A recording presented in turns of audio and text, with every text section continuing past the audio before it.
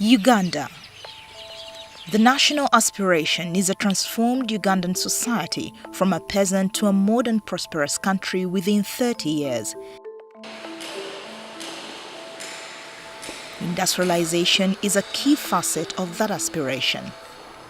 Our target is to reach middle income status by the year 2020.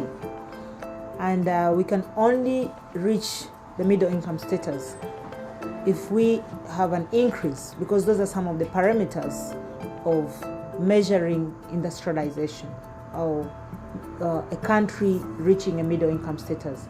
So we can do that by attracting foreign direct investment. Uganda's industrialization will be anchored on agriculture, agro-processing, and value addition. Linking agriculture to industry is the strategy in which the economy will be transformed to deliver inclusive growth and development. Uganda is an extremely resource-rich country with great potential to develop into Africa's top investment destination.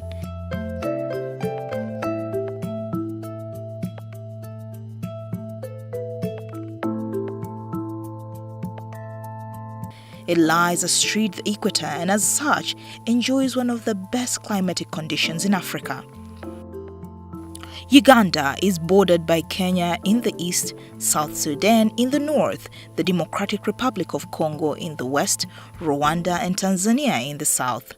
The regional market potential is in no doubt.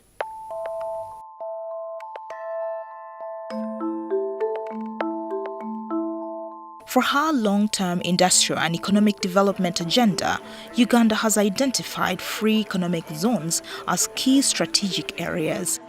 The Uganda Free Zones Authority is an institution that was created under the Freezones Act in 2014.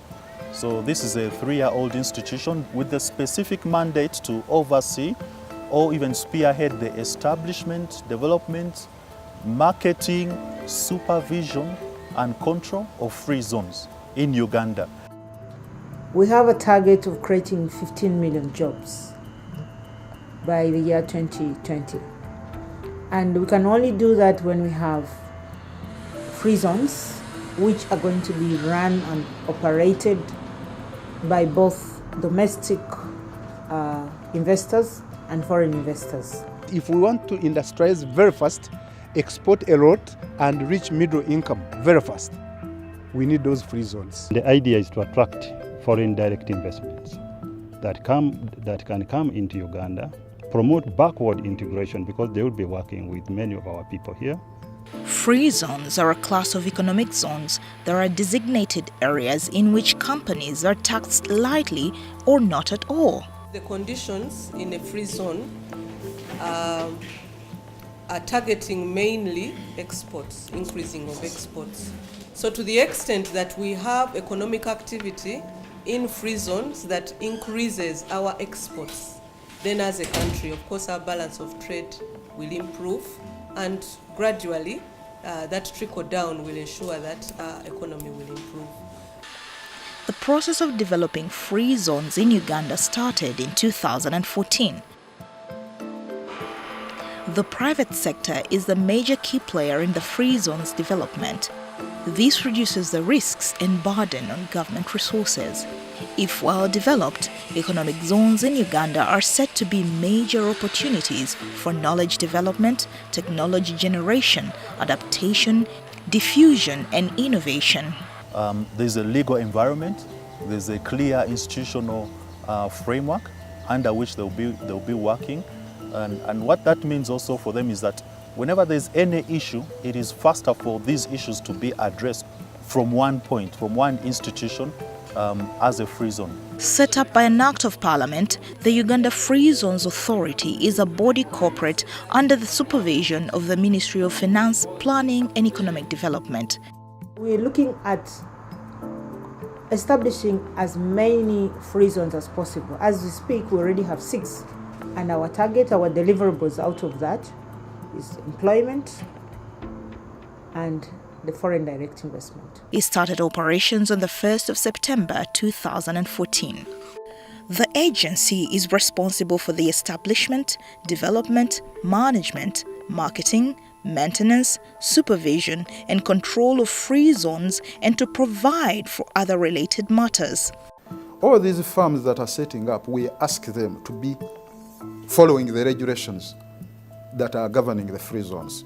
For example, they must be able to obey the thresholds for production. As far as free zones are concerned, 20% should be consumed by in the locality, and then 80% for export. What we are trying to do is to categorically say that if you want to produce products which are specifically for export, mainly export, that's why we give you, in the free zone, we give you land, and we want to see that we emphasize as an incentive that those who want to export and they have the capacity, they are able to be given that. They will be focused very much on export. We adopt a lot of codex standards, which are internationally accepted standards. So the companies that will work in the free zone will be expected to have these standards and to be producing things that meet those minimum requirements. That way, challenges on the quality of the products will be minimized. The key targets of Uganda Free Zones Authority are to promote the development of 10 free zones, to license at least 100 operators, to facilitate the growth in actual investment to the tune of $1 billion, to increase export earnings by about $100 million. Uganda has proved to be a resilient and attractive investment destination on the African continent, with new opportunity emerging for both local and foreign investors. The policy goal for setting up free zones is to transform the economy from the dominance of a low productivity agriculture sector to high productivity export-oriented manufacturing and industrialization. Investors can also invest as enclave developers to provide necessary on-site infrastructure on designated export processing zones or propose their own land to be designated as export processing zones for lease to other investors. Some investors that are already taking advantage of this arrangement are Nilus Limited in Jinja. The factory here is on almost 3 hectares of land. It is able to hold almost 2 million kilos of green tobacco. The aim of Nilus is to offer more and more of its services, and hopefully, as I say, other companies other than UTS can bring their tobacco here, and this company, Nilus, can process currently up to around 30 million kilos of tobacco. Arua Special Economic Zone Limited. It's a 12-hectare piece of land with some warehouses. So Arua has the potential to become a hub for the fisheries industry, because in developing this zone we have to find sectors that will connect this zone, connect the people of Arua and the people of West Nile to the international market. And we think that by developing the fisheries production capacity within the free zone, we can bring the local communities into fish farming, and then we can process the fish, and then out of the fish you can process derivatives like feed and medicinal or additional industries that are derivatives of the fish industry. Wagagai Limited in Wakiso. But because we now have the free zone license, it means that we have more opportunities to grow. And we are definitely going to make sure that those benefits are going to be used to increase on growth at Wagagai. Very important as well, we will be spending extra energy and time on innovation and on sustainability, because as a farm, for us it's absolutely crucial to stay on top. Wagagai actually means the highest peak of Mount Elgon, and it's also part of our way of doing business. We want to be on top of that mountain. We want to be the best in the industry, and to be able to do so we also need to have the facilities. Royal Van Zanten Limited in Mukono. In total we employ around 1,300 people. We have also some extra land here. As soon as the cost of investment goes down, that means that we are more profitable. If we expand, we can use more labor. That will help the economy of Uganda, of course. because our biggest asset is the people. Why we are here in Uganda? Of course, because of the climate and because of the stable environment. The people are reasonably trainable. We can train them, they get certain skills. Jumbo Roses Limited in Wakiso. We have a production area of 23 hectares, and our plan is to move up to about 30 hectares. So we intend to invest a further about 1.6 million euros. The incentives that are coming along together with this new certification is quite very important, because it is part of the help, the support we need in order to grow more. Yuga Rose Flour Limited in Wakiso.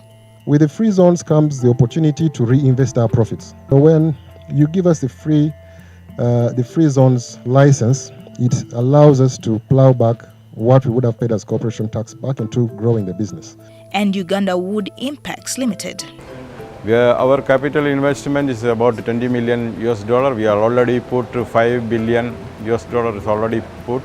So our intention is to reduce unemployment, local people, giving jobs of local people, and stop import of furniture from our country to Uganda will be a cultural wonder.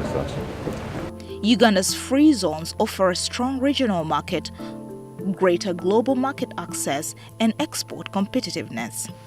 Both local and foreign business enterprises are eligible to be licensed to develop and operate a free zone in Uganda. The government has provided for a comprehensive package of incentives for investors in the free zones, including, among other things, tax exemption, unrestricted remittances of profits, economies of scale resulting from well-planned zoning, and clustering of the business activities in free zones, serviced physical infrastructure facilities, to mention but a few.